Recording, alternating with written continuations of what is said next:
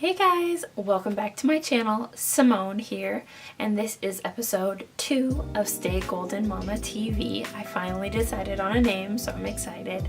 And today's episode is going to be all about how to juggle it all, how to manage it all, especially as a working mom, and how I am able to balance work, life, social life, and also blogging and trying to pursue some other goals as well. So I want to give you guys some tips on how I'm able to manage it all, because are we really ever managing it all? We're never going to be able to devote time equally to all of these things. So I'm going to talk about 5 tips that I use to kind of balance myself and make sure that I'm doing it all and trying not to feel burnout. So yeah, I'm super excited. If you didn't watch episode 1, which was all about Valentine's Day, I wanted to give another introduction to my show. So this is a lifestyle channel show, and I wanted to talk about just anything and everything. So every single week there'll be a different theme, and this theme is going to be, okay, my daughter's singing, sorry. This theme is going to be all about how to tackle and handle it all. So, and last week's was Valentine's Day, and each week there'll be something different. So I am a full-time work outside of the home mama, and I am the mom of a wonderful 3-year-old almost, and she's the light of my life, but I also have to get stuff done around the house. And moms, you know what I mean, like sometimes you cannot get everything done and then you feel like a failure. So I'm going to talk about 5 tips I have to try to feel as fulfilled as possible and get stuff done while pursuing your goals, and possibly having a full-time job while you're doing all that. I'll also talk about some extra thoughts I have around managing it all and how you can try to do it all, but it's not always going to get done. And then I will round up with my quote of the week, and I think you guys will like it this time. So let's get started. So first of all, I want to clarify that all moms are working moms. Unless you have a full-time nanny and you're just sitting around in your pajamas watching reality TV all day, which, hey, I'm jealous. Most of us are actually working. Even if you're a stay-at-home mom, even if you're a work outside the home mom, you're working in some capacity as a mother. So I wanted to clear that up first of all, because I say I'm a working mom, but all moms are working moms. I'm just a work outside of the home mom. So I want to jump into 5 tips that I have that help create some balance in my life personally, and you really can apply these to any goals that you have, and you can apply this to anytime you're feeling burnt out or overwhelmed or like you can't handle it all. These are some tips that can help you do that. So my first tip is to block your time. And what I mean by block your time is take chunks of time and assign it to a certain task. So for me personally, I like to block time that I'm going to do laundry, prep the food, things like that. I also block time for my filming. So I block time where I can bust out like 3 videos of filming, maybe change my shirt to change it up. And then I block time out to do like my Poshmark stuff too. And then I know that when 2 o'clock runs around, I'm not like, what should I be doing? I'm scared. I prioritize it, and then I block the time. So I schedule as much as I can out, and I try to stick to this time block schedule.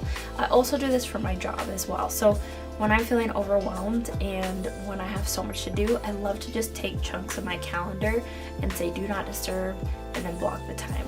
And by doing that, I just go ahead and tell everyone this is what I'm working on, and that's the only thing I focus on. Because when you start to multitask, that's when things fall through the cracks, and that is when you get messy, and we don't want to be messy, we want to be clean.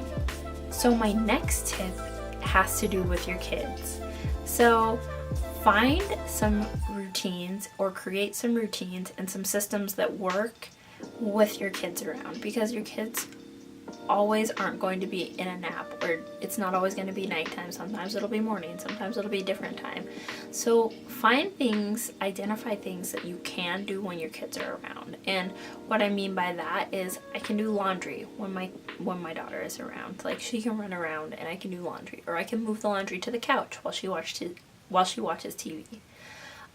I can cook dinner and she can usually help me by like, I mean, she can't use a knife yet, she's too little, but she can put things in bowls and she can stir things and she likes to help. So I haven't gotten all the way there in terms of her helping, but she's very interested in it. Or she'll just sit on the floor in the kitchen and talk to me while I'm cooking.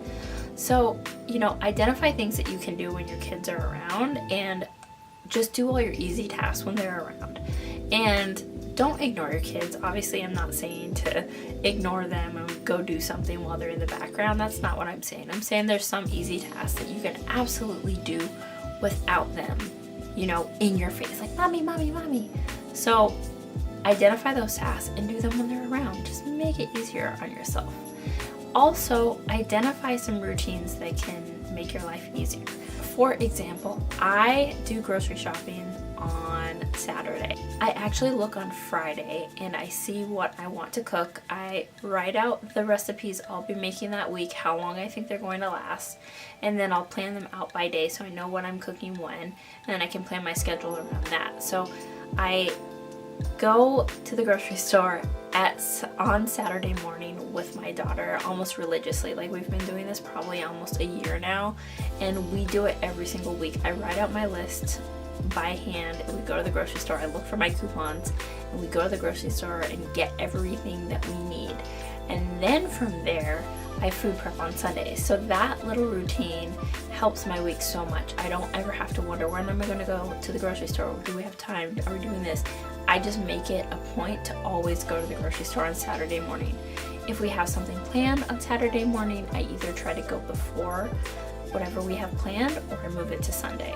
But I'm pretty good about sticking to that schedule. And everyone thinks, well, not everyone, but some people think that this is too rigid and this is just too much, like, oh, you have to do this right now, you have to do that. And for me personally, I like a routine and it really helps me stay more efficient and it helps me manage it all, because then I'm like, okay, well, there's one thing I've absolutely done during the weekend. And that thing is grocery shopping. So I get super excited when I know there's food in the fridge and I know there's a plan for the week where I will be successful in trying not to eat out. So my next tip is to identify what is really important and what you really need to accomplish to feel good about your week. In terms of, I guess it's kind of like a productivity thing too as well, but I mean, managing it all to me is about productivity and making sure that, you know, you're not dropping the ball. So for me, I like to sit and write a list of what I want to accomplish for the week, and I like to identify and prioritize it. It's the project manager in me. I'm pretty much a project manager, client manager by day. So that's what I do during my 9-to-5 job. So I'm constantly making lists and identifying those lists, what is important. So I do that for my home life as well. I go through and I say, if I see that my kitchen table is dirty, I will lose my mind. So I prioritize that as number one. If I see there's no food in the fridge, you know, that's number one as well. So I prioritize on like P1, P2, P3, and then I tackle my list there. And so if you go through and start at your P3s, you're not gonna be happy. So I usually have a few things that I know I need to get done every single week, and they're always on my to-do list. It's laundry, cleaning, and getting my groceries and my food prep done. So if those 3 things are done, I am so happy. And if I'm able to slip in a blog post and a video, I'm like, your girl. Like, I am pumped, because there's only so many hours in the day and I want to spend time with my family. But if you can identify these 3 things or 4 things that you want to get done during the weekend, then you can manage it all. My next tip is very important. It has to do with communicating with your partner. It's easy as a woman, especially as a mom, to say, I'm gonna tackle it all, I'm gonna do it all, I can do it, blah, blah, blah. And unless you're a single mom, which so much respect for you guys, like so much respect, because I don't know how I would do it personally. But if you are a mom who has a partner, a husband, a partner, a girlfriend, a boyfriend, whatever, and if you're able to tell them, hey, I really need help with this, can you start dinner while I work on this? Hey, I have this personal project that I would love to do. Please, you know, communicate that with them. Try not to do tit for tat.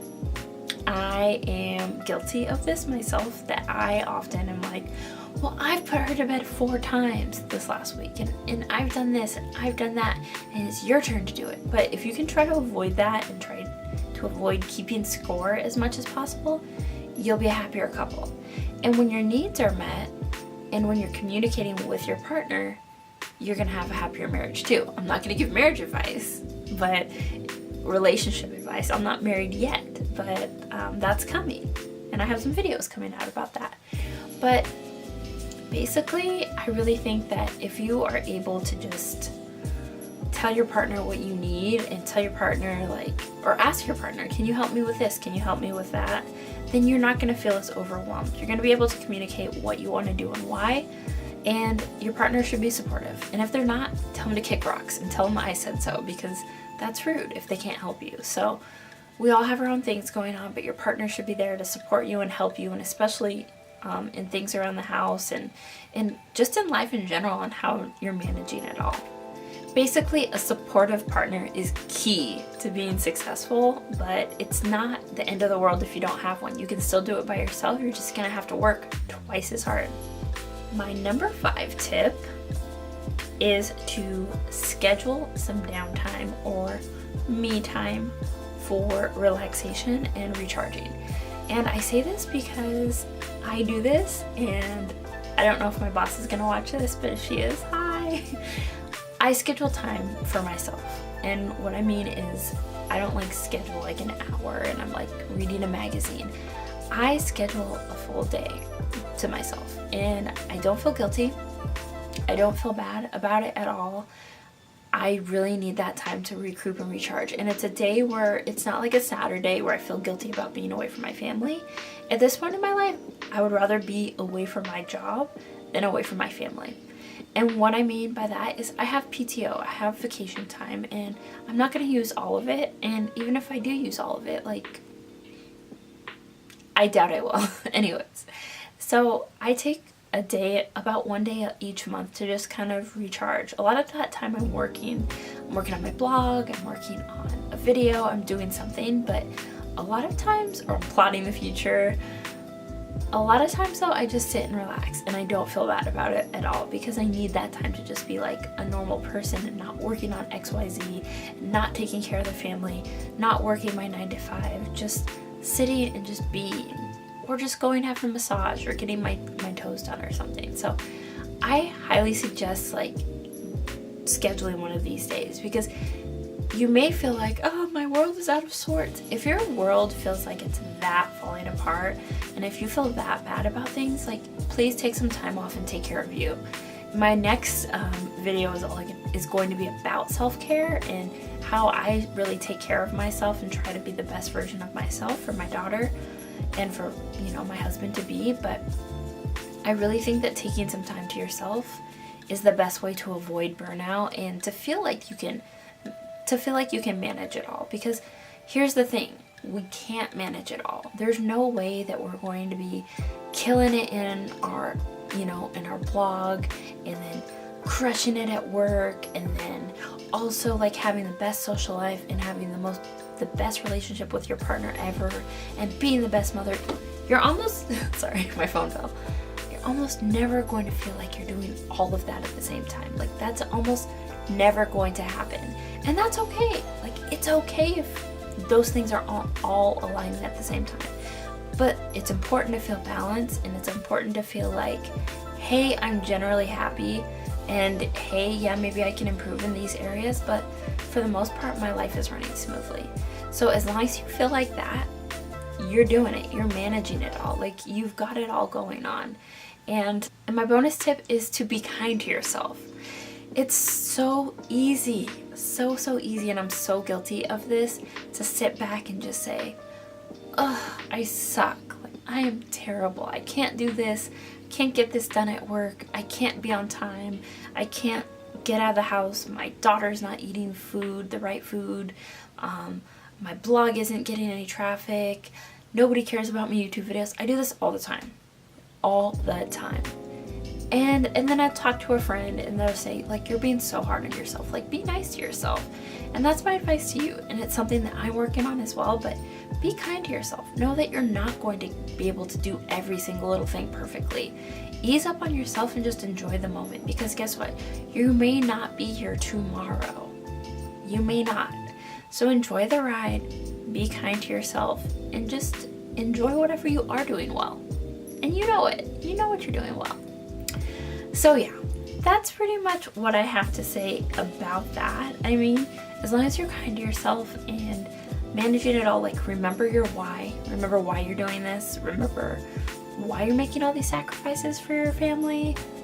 Do that and you'll feel better. I promise. So that brings me to my quote of the week. So my quote of the week is, there's no way to be a perfect mother, but there's a million ways to be a good one.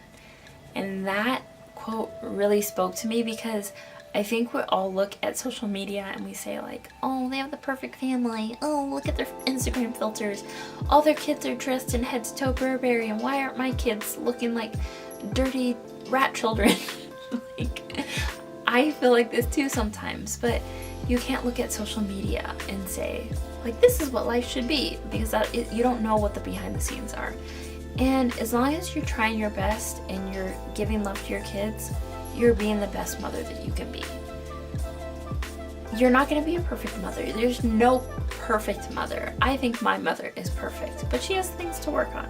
You know, like, I think I'm awesome, but I have things to work on as well. I'm not a perfect mother, and all of you are not perfect mothers, and I dare you to show me one who is. But you can be the best mother that you can be, and there's a million ways to do that. So just ended on a little inspirational note, you know, for you guys. So I hope you guys enjoyed this video. I'm not going to do a reality TV recap, because honestly, my life update right now is that we had a snowmageddon last week and it killed me. It did not kill me.